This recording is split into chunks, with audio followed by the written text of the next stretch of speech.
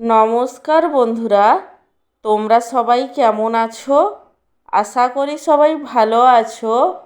আমার চ্যানেলে তোমাদের সবাইকে স্বাগত জানাই।